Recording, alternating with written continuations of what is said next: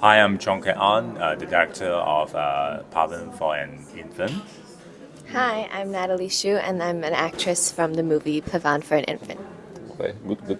So first question, I guess inevitably, can you tell me a bit the whole concept of this baby giving that's happening in Malaysia? Actually, it's a story about a baby hatch center in Malaysia.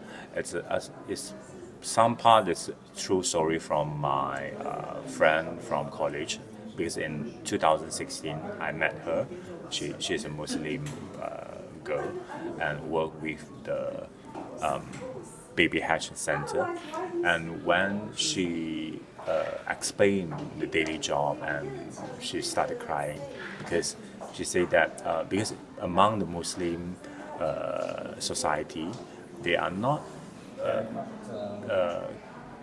accept about the baby hatch because for them baby hatch is such as like a place encourage sexual behavior. So for me, it's a very shock because for me, she is doing a lot of the job to rescue the baby abandoned. So from that time, I know what's the job about the baby hatch center until 2021, when the film company Sunstrong Entertainment, they asked me to do a film about humanistic care about women issues. So I suggested this about the baby hatch story. So they accepted, and so we start. I think about 1.5 years to prepare for this film. So we shooting filming last year, 2023. This is the film about yeah the local. It's a Malaysian local story, but we hide some of the part of the identity of my friend. So we changed the Muslim women to the Chinese women. Yeah. Okay, okay. And can you tell me a bit about your part in the movie? Yeah, my part is a college student called Xiu Man, and she is one of the women that have suffered sexual harassment, and so she's has an unwanted pregnancy, and so she sees the baby hatch and she knows where it is, but she's not quite brave enough to approach it herself.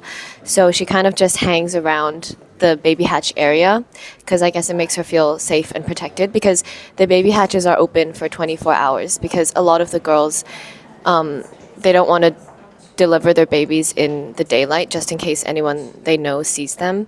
So they go at night or at midnight.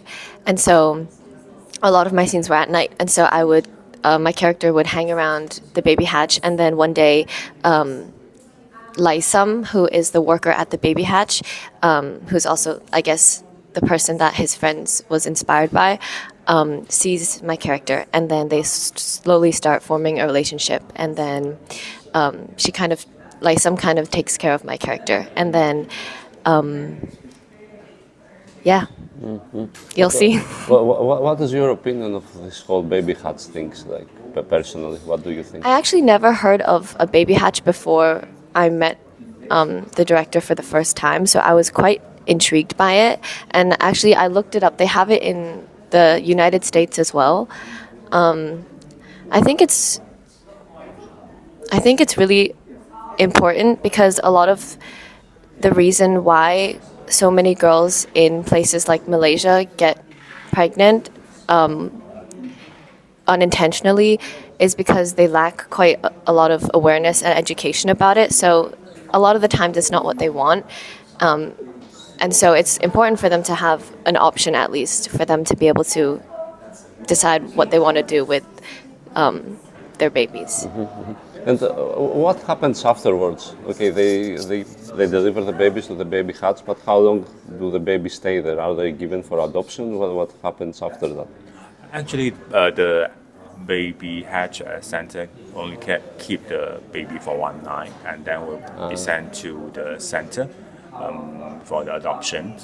And in Malaysia, we have two kind of baby hatch. One is from NGO part, and also from the government part. But mostly, the girl or the pregnant, they were sent to the NGO because they are afraid that when you visit the place or for the baby hatch from the government, the girl will afraid that the government will take action on them. So mostly the girl will be rather sent to the NGO in Malaysia. But NGO part for the baby hatch running by the NGO, so they are funding by the society. So they need a lot of help, like the money donation. So for me, like my friends who work with the baby hatch center, they are work a half part of the volunteer, not from the daily job. Yeah. So the impression I got from the stories that you present in the film is that a lot of aspects of Malaysian society, you have, like, let's say, religion and patriarchy and racism, but they all seem to be against women. Yep. In the end, is that a reality, let's say? Yeah, a lot of the elements and also information from my friends, and also we visit some part of the NGO work with the baby hatch. So they give a lot of the cases like Xiu Man in the film. She's a sexual abuse from a case from a religious temple. And also some of the cases we heard, it's about after the COVID time, because during the COVID, a lot of girls, including they are from students from university, because a lot of cases of sexual abuse happen during the COVID time in their hostel. Okay. So there's after the COVID, it's a lot of cases about children are baby abandoned, and also some of them sent to the baby hatch in Malaysia. Yeah. And can you tell me how is it like being a woman in Malaysia nowadays? Is it as bad as the film shows? I don't know. Oh, I'm actually not from Malaysia. You're not Yeah, from Malaysia. I'm from Hong Kong. So, okay, sorry. but it was great because I think because our movie was so centered around women, we had a really woman-heavy team. So even the two assistant directors were females, which often, I'm not sure about other places, but at least for in Hong Kong when we film, it's most of the time they're men, the assistant directors. And it just made the whole atmosphere so much more comfortable, and we felt like we could really tackle the issue really like intimately together. Yeah. And okay, So maybe add some part. Just now, she's saying that a lot of our crew from women, because this is a story about women. So we want to create a comfortable environment for them. So I think 80% of our crew members are women. Yeah. Okay, good. And also, tell me a bit about this. One of the most impressive scenes in the film is the one in the bathroom. Did you watch it? Yeah. I've not watched it. You haven't? I'm watching it tomorrow. Oh my goodness. Oh, I've seen it before you. Okay. So can you tell me a bit about that scene? Oh yeah, How that was difficult really was it? scary. I get really nervous, so I was very nervous. But thankfully, the whole crew was so accommodating because everyone knew we would have to film that scene.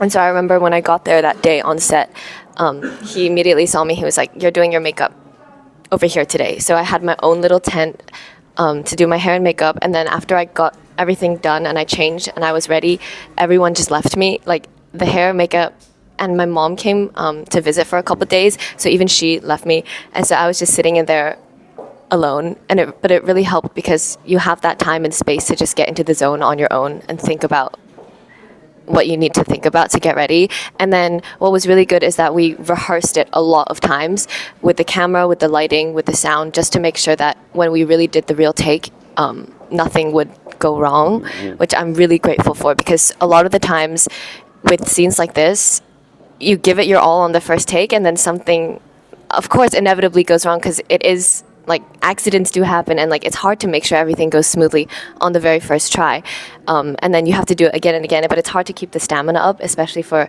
this one because it was really long, and he likes to do one take. Well, So this was one take? Yeah, Okay. because my mom was outside and I think she was like, I don't think she could do it again. Thank God. But so I'm so lucky that everyone created that environment for me, and everyone stayed really quiet. And yeah, when even if people like had to help touch up some makeup, they wouldn't like talk to me or anything. Yeah. Was that the most difficult scene for you? It's difficult in its own way. Actually, a lot of the scenes are difficult, but in terms of emotional stamina, probably yes. Yeah. But do you have a favorite scene from the film?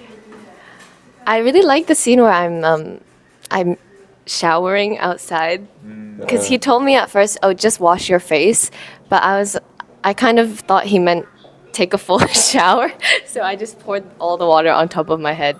That was fun. But also, I liked when we visited the village, the Minangkabau, because it was just so beautiful, and it is a real Minangkabau village.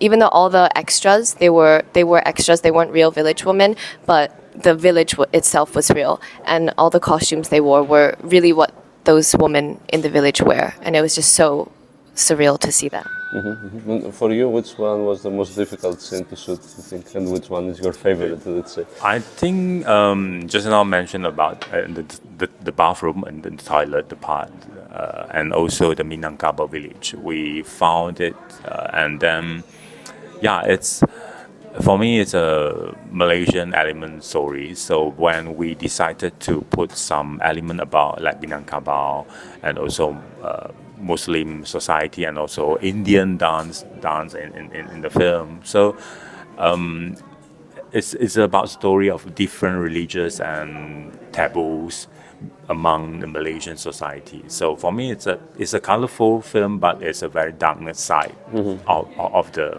women story in Malaysia. Yeah. Is that the reason that you had most of it taking place during the night? Yep. So because a lot of cases when we doing research and also when we got a lot of story from the dark side from the women. From the research from the baby hatch, a lot of women decide to send the baby after midnight, 12, because nighttime, nobody will be seeing them. Only the CCTV will catch all the activities during the nighttime at the baby hatch center. Yeah. So all scene, I think 80% of them are night. We are filming it at the night time. Yeah. And I also want to ask a bit about the symbolism in the film, that there are numerous. Let's start with the title. Let's say Pavane is a sort of a dance. So what's the connection with what we're seeing in the movie? Actually, Pavane for an infant is the title of the film we get from the classic piece from Spain composer Ravel. Pavane for a Dead Princess. And Pavane is a kind of the dance during 7th century in Europe. And we also have a Pavane dance in Indian society. It's a peacock dance because Pavane is some kind of peacock dance in Europe. So we compare Pavane dance in Europe and also Pavane dance in Malaysia. And peacock dance is some kind in Indian society. It's like a hope dance and also happiness. But Pavane for a Dead Princess is a dance for a dead princess.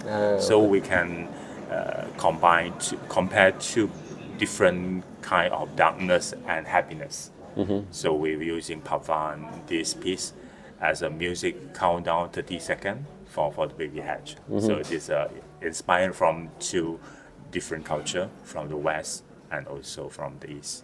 And that is a connection with the clock, that you show the clock repeatedly, the countdown in the movie. 30 seconds. For most of the baby hatch center, we are doing research like in US, in Japan, also in Korea.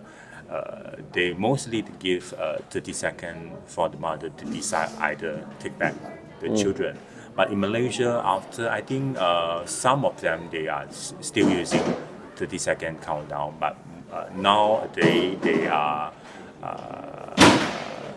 no more choices to take back.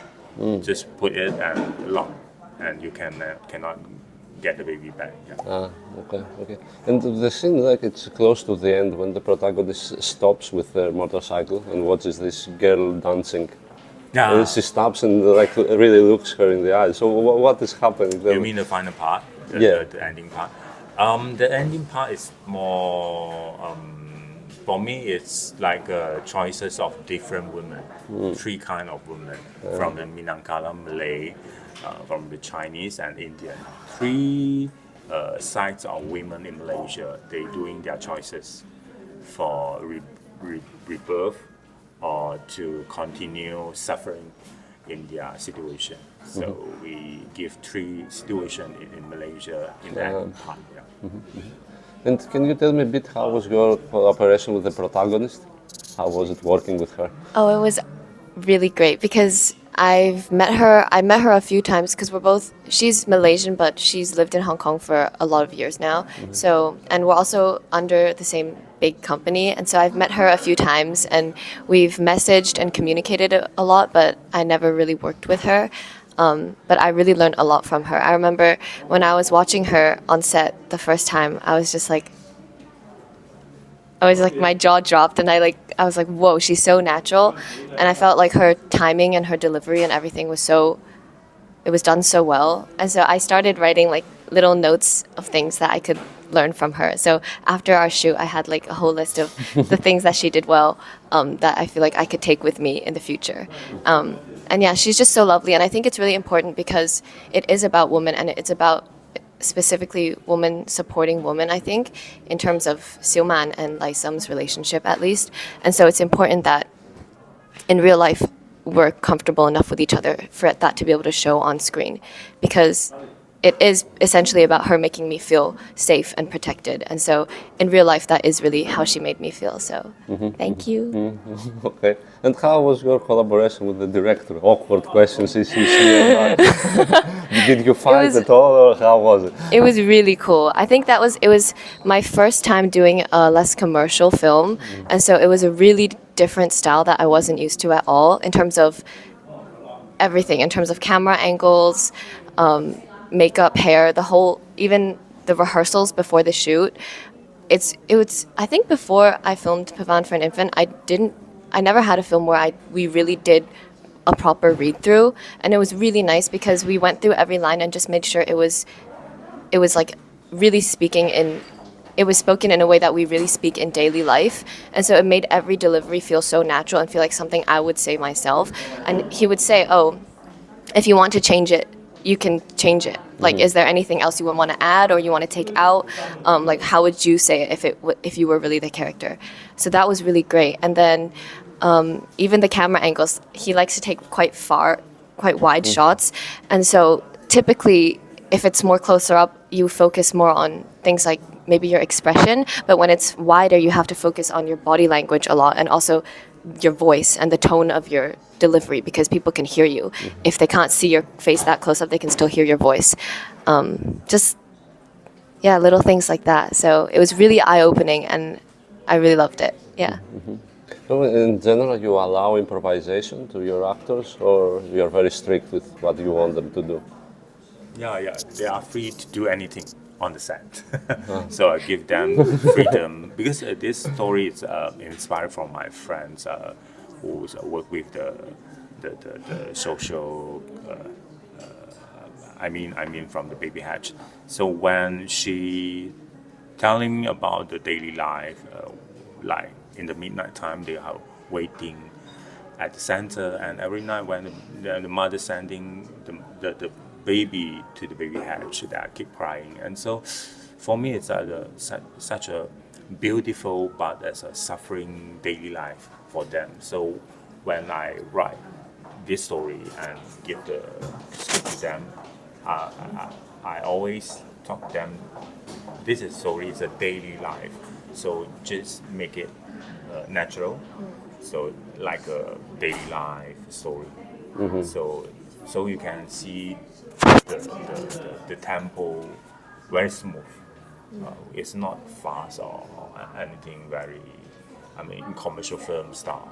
So I just give them this kind of the situation when we create like the baby hatch center. We built a real baby It was center, amazing. hatch really? center as a whole, not part by part. It's a very real set for them. It's so I give them a real situation, so they will like live inside the set. Yeah. And how did the casting work for the film? Yeah, both of them are first choice. First Yeah, choice. first choice for my film. Yes. And like some Fish Liu, she's from Malaysia. So I know her 2 years ago from the film Anita from Hong Kong, and I read one article she said that someday maybe she wished to back to Malaysia to do a Malaysia film and act a Malaysia character. So after I read the article and I talked to my producer, hey, we invite her back to Malaysia to do this film. So yeah, both of us dream come true. Okay, good. And about the guy who plays the magician type, Yeah, Ben Yuan. Yeah, also I met him 2 years ago in 3 years ago in Taipei for Golden Horse, and yeah, so maybe someday we'll work with him. And when we explain about the story inside the film, it's a Chinese medium, but the medium is a bad medium in the character. So he accepted, and then I teach him how to act like a Chinese medium because my father is a medium. oh really? So the style of dancing, the style of chanting, I teach him directly. Yeah. Okay. And this was based on a real case. What happens with them? Yeah, during COVID, there's a lot of the cases about the sexual abuse. I mean, in the religion places, because at that time a lot of women they are suffering from the family maybe problems and also the mental problem. So they will be searching for the religious or medium to find a way for them. So when we doing a lot of research, there are a lot of cases of sexual abuse among the young women, young lady, and also a lot of the women suffering from that kind of cases. Yeah. So in general, that's a difficult question. What is your opinion on religion?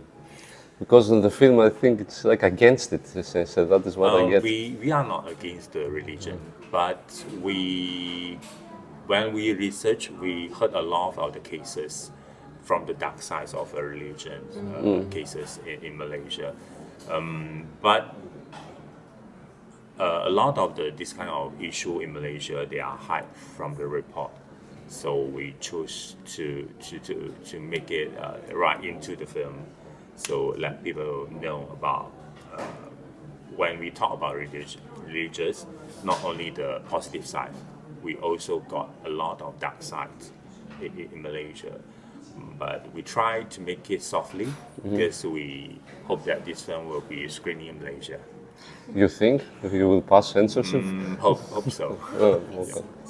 If snow in midsummer was okay. But this is totally different. It's more to the religion, and also the baby abandoned in Malaysia. It's a lot of problem because after the 2-year COVID, our cases of baby abandonment is increasing. So for me, it's the right time when we talk about this. After 2 years or 3 years, now already we forgot about the COVID time. But this film we talk about after COVID. So because whole world we are facing a lot of problem after COVID, still not solved. Yeah. And what's your opinion on religion as a concept in general? I think it's really interesting, and I think it's actually a way to keep people grounded. So many people look to it as just a source of, again, comfort and hope almost. So I really think if it works for you, then it's awesome. Yeah, like people really it really roots people, and it's like people's rocks, what they believe in. And so yeah, I think it's really cool that everyone believes in different things and it works for them. Yeah. And last question, I guess, after this, future projects, what are you working on next? Yeah, we just finished our new film called Mother Bhumi, also including this is the second time with Natalie. Okay, you're there. Okay. She will be the daughter, your mom, Fan Fan Bingbing. Fan Bingbing, Bingbing. yeah. Wow. So hopefully we can. The film will be out maybe next year. Okay, so how was it working with Fan Bingbing? It was really cool. It was really cool to see her work because she's just so experienced. She and to see her treat the crew, because she's so senior and she's such an established actress, but she had no ego whatsoever, no sense of, oh, I've done so many films. She treated everyone so respectfully, and her attitude was so great, because the shoot wasn't easy. We were in the rice fields, the paddy fields in North Malaysia, in Kedah, his hometown. And so it was hot, there were mosquitoes. We did a lot of night shoots as well, so we were tired. I was sleepy, but she was so full of energy all the time. She was okay with doing anything. He told her to do, she'd be like, yep, sure, got it. Do you want me to do this? Do you want me to do that? And after every take, she would come back and watch the playback, and she would say, is it okay? So you could just feel her attitude was so active, and she really wanted to do well. And so I think it helps really bring up the entire crew's morale, and we all feel like, let's do this together. Yeah. And when will the premiere the film? When are you plan to have it ready? Let's say. You mean the Mother Bhumi? Hopefully next year, maybe August or September. Yeah. So we are still in production, post production. Yeah. But he's very fast. He's already edited the first cut. Oh really? Yeah. Wow, you're fast. Okay. Good. Well, I guess that's it. Thank you very much for your time. Thank you.